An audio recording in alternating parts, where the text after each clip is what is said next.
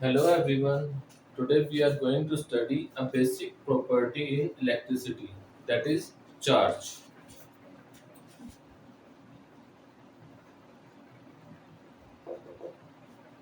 Sometimes this charge is at rest and sometimes is in motion. कभी कभी ये charge rest पे होता है, चार्ज एट रेस्ट, और कभी ये किसमें होता है, इन मोशन। जब ये चार्ज रेस्ट पे होता है तब ये कुछ प्रॉपर्टीज शो करता है, शो सम प्रॉपर्टी।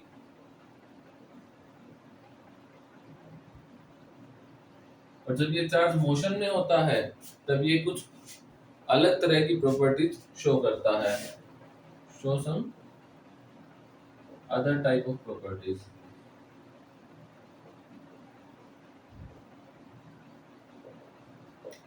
जब ये चार्ज रेस्ट पे होता है इसको हम किस में स्टडी करेंगे, इसको हम स्टडी करेंगे इलेक्ट्रोस्टैटिक्स के अंदर। और जब चार्ज मोशन में होता है इसको हम स्टडी करते हैं इलेक्ट्रोडायनेमिक के अंदर। इलेक्ट्रोडायनेमिक्स में क्या आता है, करंट इलेक्ट्रिसिटी।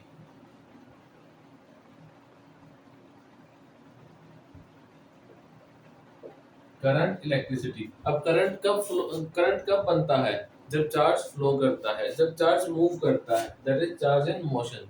अब करंट के बनने से क्या होगा, जब वायर के अंदर करंट चलता है, करंट मूव करता है, तो क्या शो करता है, मैग्नेटिक इफेक्ट शो करता है, that is magnetic effect of electric current. आपने देखा होगा जब हम लंबे टाइम तक किसी भी अप्लायंस को, जैसे टीवी, फ्रिज या कुछ भी इलेक्ट्रॉनिक गैजेट को अगर हम काफी देर के लिए यूज करते हैं तो जो वायर से करंट आता है वो वायर क्या हो जाती है, गर्म हो जाती है। इट मींस अगर चार्ज मूव करता है तो ऑब्जेक्ट्स को गर्म करता है, that is heating effect of electric current.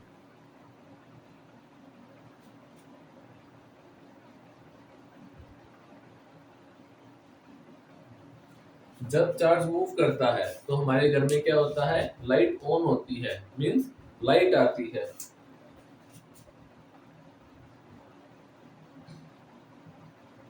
Light आना, जब चार्ज मूव करता है तब ये इतनी सारी वैरायटीज शो करता है। लेकिन हमारा फर्स्ट चैप्टर क्या है, इलेक्ट्रोस्टैटिक्स, जब चार्ज रेस्ट पे होता है। ठीक है, हम नेचर में इलेक्ट्रिसिटी को कहाँ देखते हैं, where we saw electricity in nature. जब बारिश होती है, जब क्लाउड्स पास पास आते हैं, तब एक इलेक्ट्रिकल डिस्चार्ज होता है। वो क्या होती है, वो नेचुरल इलेक्ट्रिसिटी होती है। बट हमारे घर में जो इलेक्ट्रिसिटी आती है, हमारे घर में जो करंट आता है, वो मैन मेड है। क्लियर। अब हमारे पास क्या है, electrostatics. Okay, let's discuss about electrostatics. Electrostatics क्या होता है, electrostatic is the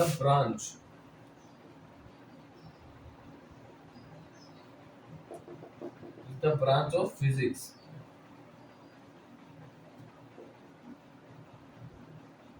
which deals with the study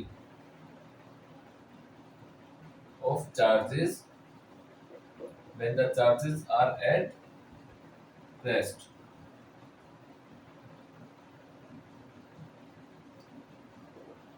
जब चार्जेस रेस्ट पे होते हैं, इसके बारे में हम जहाँ स्टडी करते हैं उस ब्रांच को हम बोलते हैं इलेक्ट्रोस्टैटिक्स। अब इलेक्ट्रिसिटी दो तरह की होती है। Electricity electricity is of two types.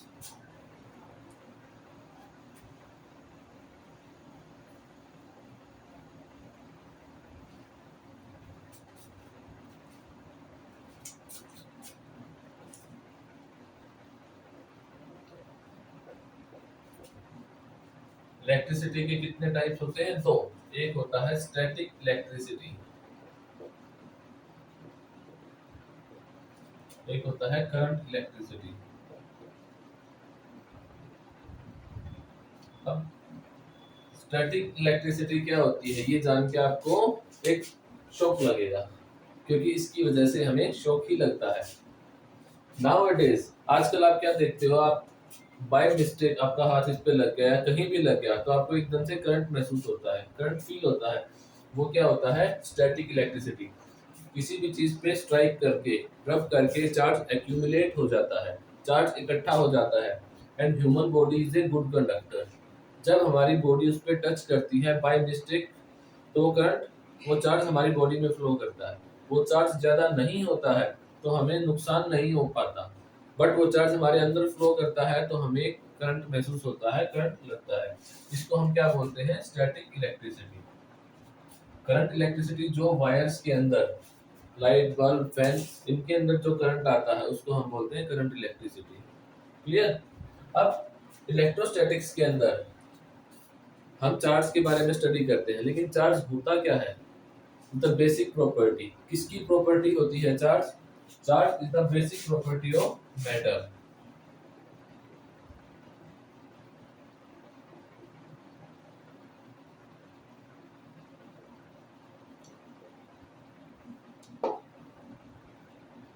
Charge is the basic property of matter. अब मैटर क्या कर सकता है? मैटर फोर्स लगाने के लिए केपेबल है। मैटर किसी भी चीज के ऊपर फोर्स लगा सकता है। ओके, मैटर दो टाइप से फोर्स लगाता है। इसको हम, फोर्सेस को अगर हम डिवाइड करें तो हमने मेनली चार पार्ट्स में डिवाइड किया। फोर्सेस आर मेनली डिवाइडेड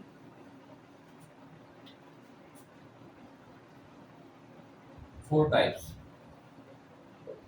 और ये चार टाइप्स कौन से हैं? फर्स्ट फर्स्ट कौन सा है? Gravitational force.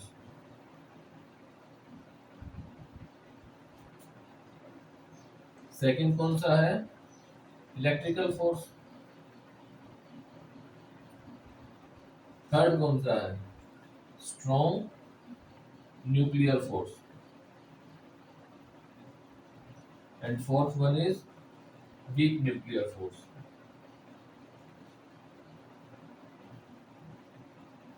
साइंटिस्ट क्या करते हैं? साइंटिस्ट ऐसे एक सिंगल सोर्स पे पहुंचने की कोशिश करते हैं जिससे सारे फोर्सेस लग रहे हैं। जब हम देखते हैं, हमने किसी चीज को पकड़ा, हमने मस्कुलर फोर्स लगाया, किसी चीज को पुश कर रहे हैं, हमने मस्कुलर फोर्स लगाया, हमने गाड़ी को ब्रेक लगा के रोका, हमने उसके ऊपर पावर ब्रेक लगाई। साइंटिस्ट क्या करते हैं?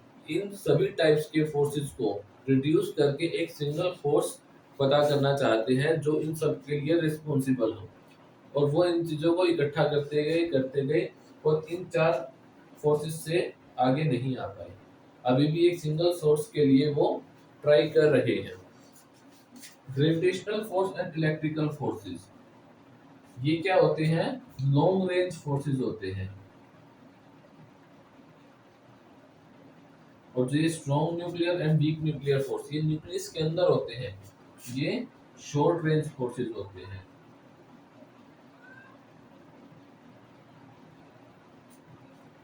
Okay, gravitational force and electrical force, इसको हम बोलते हैं मैक्रोस्कोपिक फोर्सेस, और इनको हम बोलते हैं माइक्रोस्कोपिक फोर्सेस।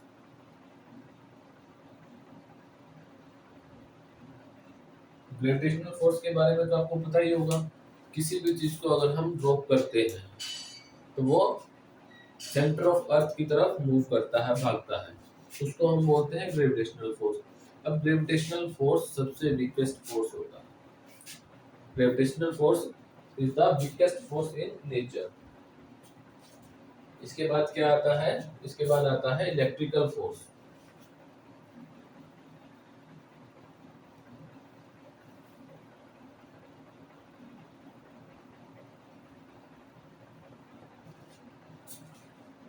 हम किसी भी चीज को ड्रॉप करते हैं तो वो कहाँ भागती है?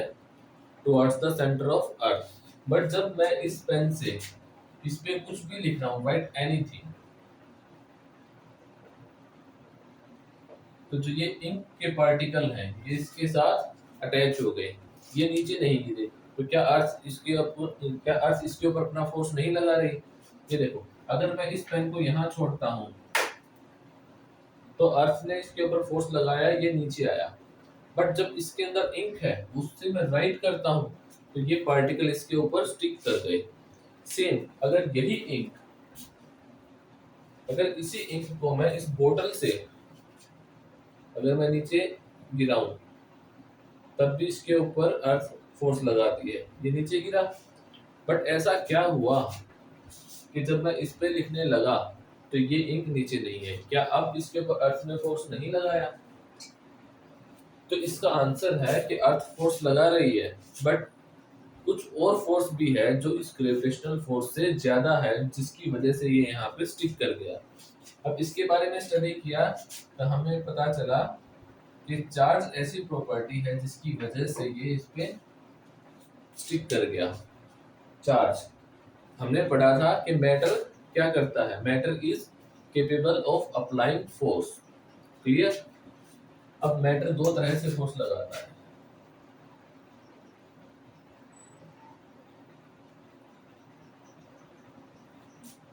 Two type.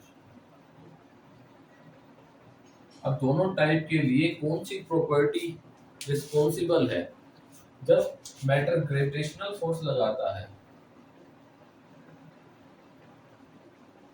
तो इसके लिए कौन सी प्रॉपर्टी रिस्पॉन्सिबल है? That is mass. कोई भी बॉडी, कोई भी ऑब्जेक्ट जिसके पास मास होगा, it can apply force, gravitational force, जिसकी वजह से हमारा यूनिवर्स बैलेंस्ड है। Second property is charge. अब हमने देखा, देखो यही पेन था, जब मैंने इसको यहाँ से ड्रॉप किया तो ये नीचे आ गया, बट जब मैं इसी पेन से राइट करता हूँ तो ये लेटर, ये इंक इस पे स्टिक कर जाती है। स्टिक कब हुई? जब ये चार्ज हुआ। अब चार्जिंग का मेथड क्या है? By rubbing two objects we can charge a body. दो चीजों को, दो अलग अलग चीजों को या सेम चीजों को जब हम रब करते हैं तो हम उस बॉडी को चार्ज कर सकते हैं। और जब बॉडी चार्ज होती है तो वो फोर्स लगाती है। अब ये चार्जेस कितने टाइप के होते हैं? These charges are of two types। ये हमें कैसे पता चला? ये हमने क्या किया, जैसे मान लिया हमारे पास पेन है, इसको हम रब करते हैं, पेपर के ऊपर रखा तो पेपर इस पे स्टिक कर गया, अट्रैक्ट हुआ। बट जब हमने दो आइडेंटिकल पेन लिए और उनको रब करके, सेम मटेरियल से रब करके एक दूसरे के पास लेके आए, तो रिपल्शन शो हुआ। तो कभी तो एक ऑब्जेक्ट कभी तो अट्रैक्शन शो कर रहा है, कभी रिपल्शन शो कर रहा है, मींस तो अलग अलग प्रॉपर्टी शो कर रहा है। इसीलिए हम कंपेल हुए कि चार्जेस दो तरह के होते हैं, अट्रैक्टिव भी फोर्स लगाते हैं और रिपल्सिव फोर्स भी लगाते हैं। अब अट्रैक्टिव फोर्स कब होता है और रिपल्सिव फोर्स कब होता है? अट्रैक्टिव फोर्स तब होता है जब दो बॉडीज अपोजिटली चार्ज होती हैं, एक के ऊपर अलग चार्ज है, दूसरे के ऊपर अलग चार्ज है, तो ये अट्रैक्ट हो जाएंगे। जब दोनों के ऊपर सेम टाइप ऑफ चार्ज होगा तब ये क्या करेंगे, एक दूसरे को रिपेल करेंगे। क्लियर? अब बात आती है इसके नोमेनक्लेचर की। चार्जेस के बारे में तो हमें पता चला, बट हमें क्या करना था, इन्हें नाम देना था। यूजुअली क्या होता है कि जो किसी भी चीज की डिस्कवरी करता है, जिस भी चीज का पता लगाता है, वो साइंटिस्ट उसको अपना नाम दे देता है। न्यूटन ने एप्पल का पता लगाया कि एप्पल नीचे गिरेगा, तो उसने अपना रूल दिया, Newton's law of gravitation. Clear? इसी तरह से गोस लॉ, एनीथिंग। जो साइंटिस्ट किसी भी चीज की डिस्कवरी करता है वो उसको अपना नाम देता है। चार्जेस के बारे में कौन स्टडी कर रहा था? James Franklin. तो वो इसको अपना नाम दे सकते थे कि जब अट्रैक्शन हो रहा है तो ये फ्रैंकलिन चार्ज है, जब अट्रैक्शन नहीं हो रहा है तो फ्रैंकलिन चार्ज नहीं है। बट इन्होंने क्या किया, इसको एक सरप्राइजिंग नाम दिया।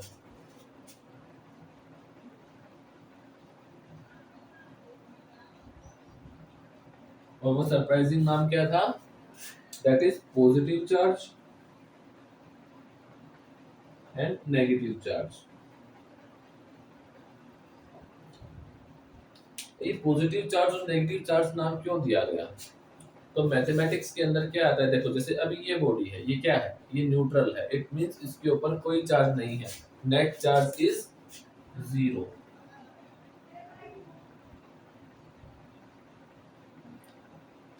एक पॉजिटिव है, एक नेगेटिव है।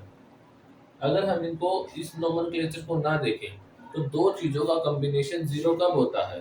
तो ऑब्वियस है कि जब एक पॉजिटिव होता है और एक नेगेटिव होता है। इन दोनों का कॉम्बिनेशन क्या होता है? जीरो हो सकता है। पॉजिटिव नेगेटिव भी हो सकता है, बट अगर वो इक्वल है तो वो जीरो भी हो सकता है। और हमने क्या देखा है in nature, almost everything is neutral. सब कुछ क्या है? न्यूट्रल है। न्यूट्रल है मीन्स उसके ऊपर नेट चार्ज जीरो है। तो इसीलिए इसको क्या नाम दिया गया? एक पॉजिटिव चार्ज और एक नेगेटिव चार्ज। चलो हमने ये भी बता दिया कि चार्ज है, पॉजिटिव होता है, नेगेटिव होता है। अब किसी बॉडी के ऊपर चार्ज है या नहीं है, इसके बारे में हम कैसे पता लगा सकते हैं? तो इसके लिए क्या किया गया, एक डिवाइस बनाया गया जिसको बोलते हैं इलेक्ट्रोस्कोप। इसको क्या बोलते हैं? इलेक्ट्रोस्कोप। और इलेक्ट्रोस्कोप के अंदर हम किसका यूज करते हैं? आपने सुना होगा एक नाम सुना होगा, गोल्ड लीफ एक्सपेरिमेंट। क्या नाम सुना है? Gold leaf experiment. इलेक्ट्रोस्कोप में हम उसका यूज करते हैं। क्या करते हैं? हम एक जार लेते हैं, एयर टाइट कंटेनर लेते हैं, इसके अंदर हम इस तरह से, ये क्या है? ये गोल्ड लीफ है, ये पत्ती टाइप बना रखा है। तो ये किसकी होती है? गोल्ड की होती है। अगर हमें पता लगाना है ये क्या है? मेटल रॉड है। अगर हमें पता लगाना है कि किसी बॉडी के ऊपर चार्ज है या नहीं है, तो हम क्या करते हैं? तो फर्स्ट ऑफ ऑल, चार्ज की एक प्रॉपर्टी होती है, चार्ज एक बोर्ड चार्ज की एक प्रॉपर्टी होती है,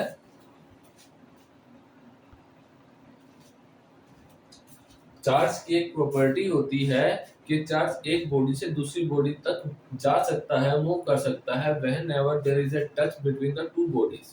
तो हमने क्या किया? हमने ये पेन लिया, इसको रब किया। रब करने से क्या होता है? इसके ऊपर चार्ज आ गया। अब वो चार्ज सारा इसके ऊपर इकट्ठा हो गया, एक्यूमुलेट हो गया। जब हमने इस मेटल रोड मीन्स एक कंडक्टर के ऊपर इसको टच किया, तो वो सारा चार्ज यहाँ से यहाँ ट्रांसफर हो गया। अब वो सारा चार्ज कहाँ जा रहा है? इस पे गया, और यहाँ से इसके ऊपर ये यहाँ आया, फिर यहाँ आया। यहाँ आने के बाद चार्ज को दो रास्ते दिखे, ये और ये। तो चार्ज ने क्या किया? इक्वली डिस्ट्रीब्यूशन किया, आधा चार्ज यहाँ गया, आधा चार्ज यहाँ गया। अब हमने एक प्रॉपर्टी स्टडी की थी कि जो सेम चार्ज होगा वो एक दूसरे को रिपेल करेगा और अपोजिट चार्ज होगा वो एक दूसरे को अट्रैक्ट करेगा। अब ध्यान देने वाली बात क्या है? इसके ऊपर एक ही टाइप का चार्ज आया था, उसको मैंने टच किया तो वो सारा चार्ज इस पे आया। इट मींस इसके ऊपर भी एक ही टाइप का चार्ज है। हमने मान लिया कि ये पॉजिटिव चार्ज है, ठीक है। अब ये पॉजिटिव चार्ज इसके ऊपर आया, ये इसके ऊपर आते आते यहाँ से नीचे आया, तो यहाँ पे नीचे कौन सा चार्ज आया? पॉजिटिव। अब यहाँ कौन सा चार्ज गया? यहाँ भी पॉजिटिव चार्ज गया और यहाँ भी पॉजिटिव चार्ज गया। इट मींस दोनों में सेम चार्ज गया, और सेम चार्ज क्या करेगा? एक दूसरे को रिपेल करेगा। तो ये थोड़े से जो गोल्ड लीफ थे ये ऐसे सेपरेट आउट हो जाएंगे। अगर हम टच करते हैं किसी बॉडी को इस इलेक्ट्रोस्कोप के ऊपर और ये लीफ ऐसे फैल जाते हैं, इट मींस ये बॉडी चार्ज है। क्लियर? अब हमें पता लगाना है कि इसके ऊपर कैसा चार्ज था। तो चार्ज हमने बोल दिया, मान लिया पॉजिटिव है, बट हमें पता तो नहीं है। तो फ्रैंकलिन ने क्या किया था? फ्रैंकलिन ने अलग अलग ऑब्जेक्ट्स को लेके रब करके एक सीरीज बनाई जिसको बोलते हैं इलेक्ट्रोस्टैटिक सीरीज। इसमें उन्होंने किस किस चीज को रखा?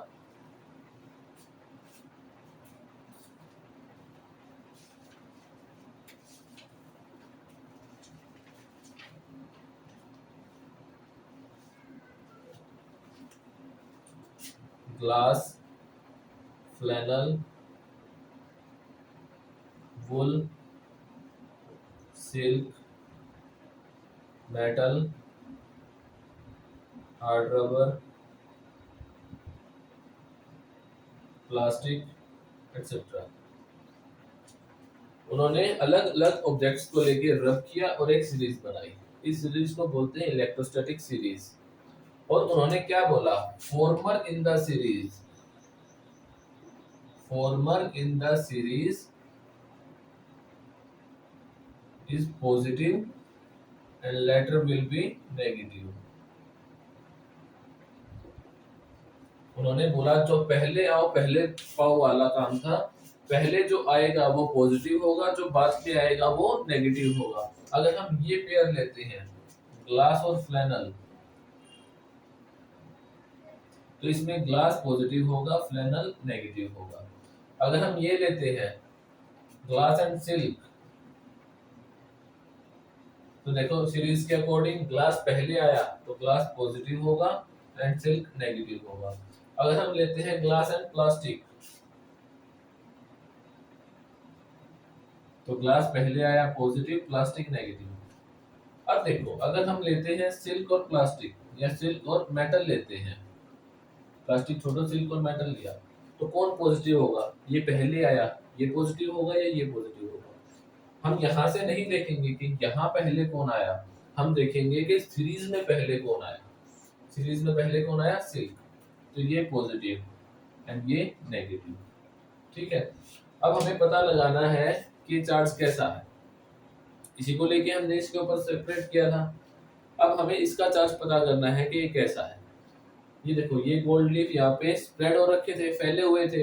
हमने क्या किया, हमने ग्लास और फ्लैनल लिया, ग्लास एंड फ्लैनल, इन दोनों को रब किया, तो ग्लास के ऊपर कौन सा चार्ज आया, पॉजिटिव। क्लियर। अब हमने क्या किया,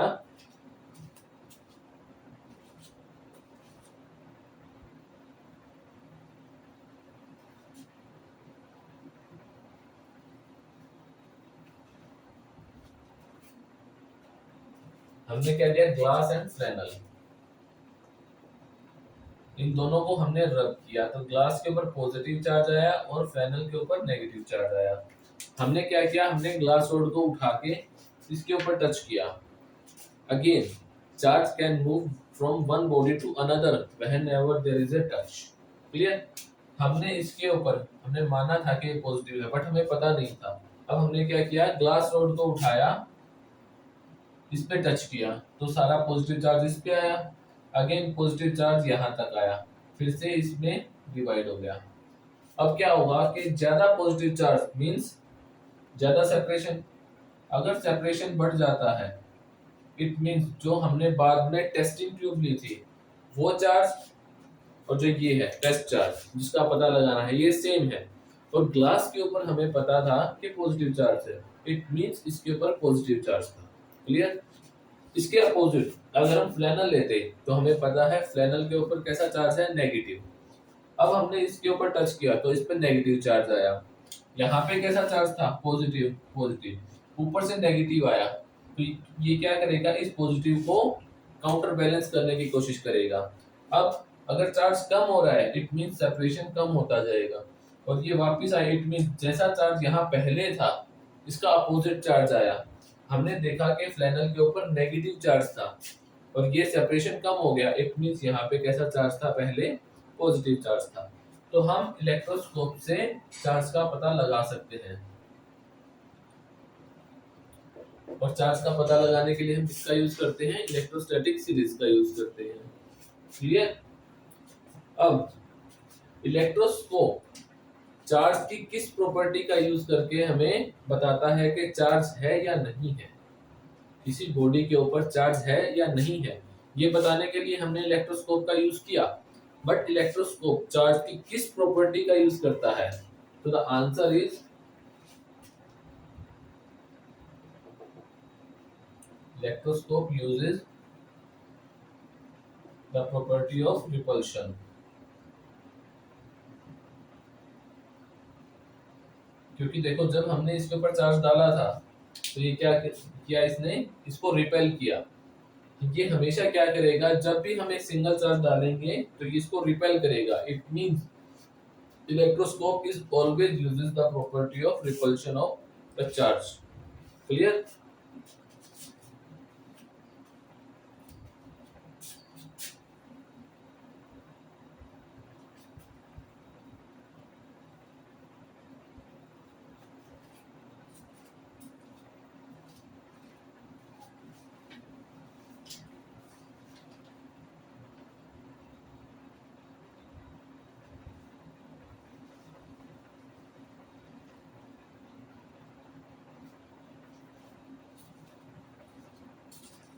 नाउ कम्स इलेक्ट्रॉन थ्योरी।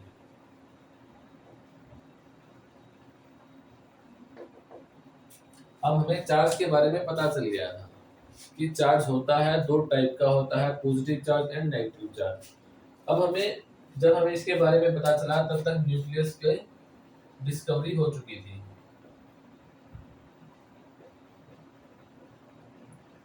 तब हमें पता था कि न्यूक्लियस कैसा होता है, पॉजिटिवली चार्ज होता है और उसके चारों तरफ नेगेटिव चार्ज मूव करता है, जिसकी वजह से एटम या फिर कोई भी ऑब्जेक्ट न्यूट्रल होता है। साइंटिस्ट ने क्या किया, एक बड़ा ऑब्जेक्ट लिया, उसको उस पे देखा वो कैसा है, न्यूट्रल है, उसको कट किया, छोटा मॉलिक्यूल लेवल तक लेके गए, देखा कि मॉलिक्यूल भी न्यूट्रल होता है। देन मॉलिक्यूल को अगेन कट किया, छोटे लेवल तक लेके गए, एटम्स तक लेके गए, तो देखा कि एटम भी न्यूट्रल होता है। अब उन्होंने क्या किया, फर्दर उसका शॉर्टर या स्मॉलर पार्ट किया, तो पता चला कि एटम के अंदर इलेक्ट्रॉन और न्यूक्लियस होता है। इलेक्ट्रॉन जो कि नेगेटिव चार्ज होता है और न्यूक्लियस पॉजिटिवली चार्ज होता है, और ये चार्ज इक्वल होता है क्योंकि इसी वजह से कोई भी एटम या कोई भी मॉलिक्यूल न्यूट्रल होता है। तो जो जो हमें पता था उसके अंदर हम इलेक्ट्रॉन को फिट करते गए। Clear? Electron is negatively charge particle. और उन्होंने क्या किया, मॉलिक्यूल को किसी भी मैटर को, किसी भी ऑब्जेक्ट को लिया, उसको कट किया, मॉलिक्यूल लेवल तक गए, एटम लेवल तक गए, इलेक्ट्रॉन तक गए। अब वो फर्दर इलेक्ट्रॉन को स्मॉलर पार्ट में लेके जाने की ट्राई कर रहे थे, बट इससे नीचे नहीं जा सके। तो उन्होंने क्या बोला, electron is the elementary particle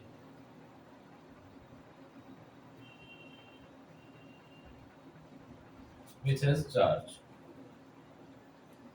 electron क्या है, एलिमेंट्री पार्टिकल है जिसके ऊपर चार्ज होता है, और ये चार्ज कितना होता है, E is equals to 1.6 into 10 raised to the power minus 19 coulomb.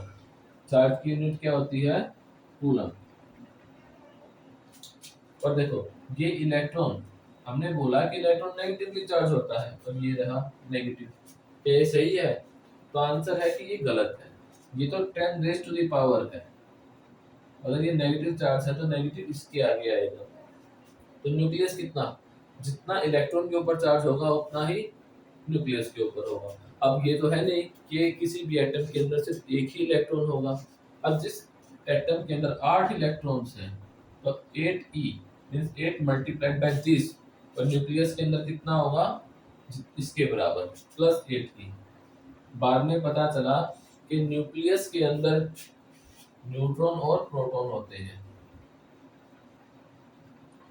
Neutron कैसा होता है, न्यूट्रल होता है, और प्रोटॉन कैसा होता है, पॉजिटिवली चार्ज होता है।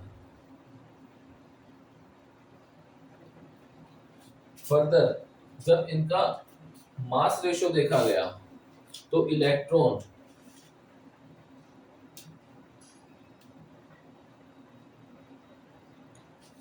is 1837 times lighter than proton। तो इलेक्ट्रॉन क्या होता है, प्रोटॉन से 1837 टाइम्स, लगभग 2000 टाइम इससे हल्का होता है। तो हमने देखा कि किसी बॉडी को चार्ज करना है तो क्या करते हैं, रब करते हैं। तो रब करने से अगर हमें किसी बॉडी को चार्ज करना है, रब किया, तो दो तरीके हैं, या तो हम इलेक्ट्रॉन को भेज सकते हैं या हम प्रोटॉन को भेज सकते हैं। बट इलेक्ट्रॉन क्या है, हल्का है, तो इलेक्ट्रॉन निकलेगा, प्रोटॉन नहीं निकलेगा। तो जब भी किसी बॉडी को चार्ज करना है तो उसमें से इलेक्ट्रॉन ही बाहर जाएगा, प्रोटॉन नहीं जाएगा। तो अगर आपसे पूछा जाए कि which particle is responsible for electrification, so the answer is electron। electron is responsible for electrification। जब हम रब करते हैं किसी भी चीज को,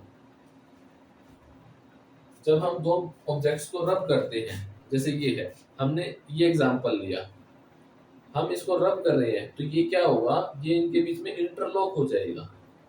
इंटरलॉक हुआ, जब हम ज्यादा फोर्स लगाएंगे तो ये इसको निकाल लेगा। फॉर एग्जांपल देखो, ये सेटअप तैयार किया है आप लोगों के लिए। जब हम ये कितना है 1 2 3 4 5 6, इट मीन्स ये 6 इलेक्ट्रॉन्स हैं और इसमें 4 इलेक्ट्रॉन्स हैं। जब हम इसको रब करते हैं एक दूसरे के ऊपर, ये हमने इसको रब किया तो क्या हुआ, देखो ये यहाँ पे इसके अंदर इंटरलॉक हो गया, ये इलेक्ट्रॉन बाहर निकल गया, इसको बोलते हैं इजेक्शन ऑफ इलेक्ट्रॉन। अब देखो इसके अंदर 4 इलेक्ट्रॉन थे, एक नेगेटिव चार्ज बाहर गया, इट मींस इसके ऊपर कैसा चार्ज आ गया, पॉजिटिव चार्ज आ गया। वो नेगेटिव चार्ज इसके साथ गया तो इसके ऊपर कैसा चार्ज आएगा, पॉजिटिव चार्ज आएगा।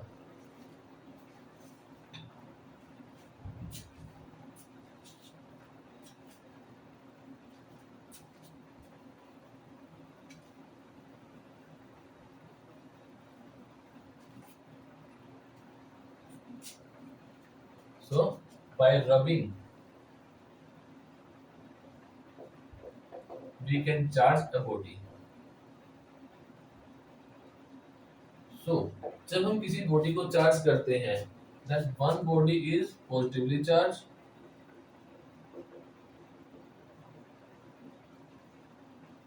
and second body is,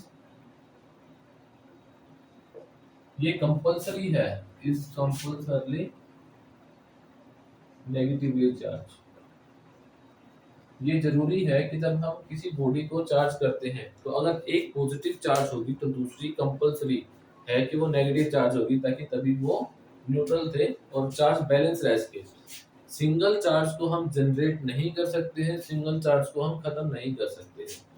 हमें इलेक्ट्रॉन के बारे में पता चला कि इलेक्ट्रॉन के ऊपर चार्ज होता है -1.6 × 10⁻⁻19 कूलम।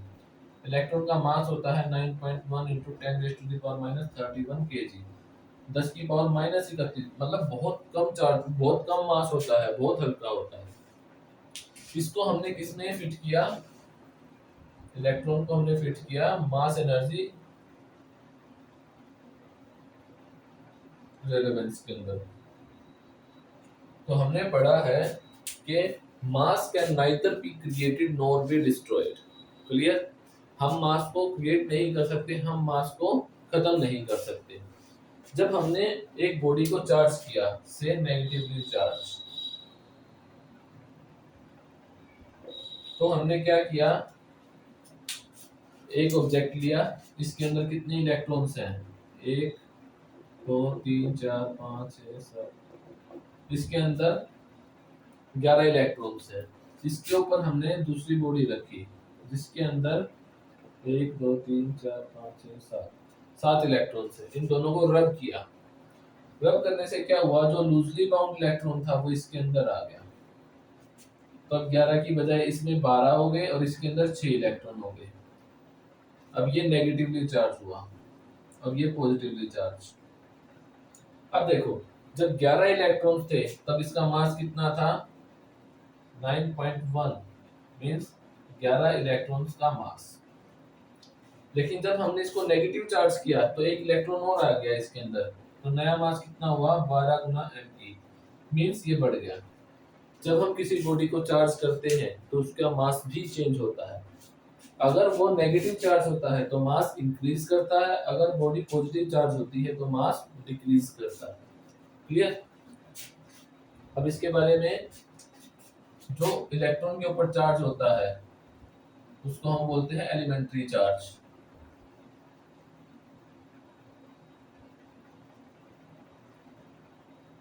और इससे क्या बनता है, क्वांटाइजेशन।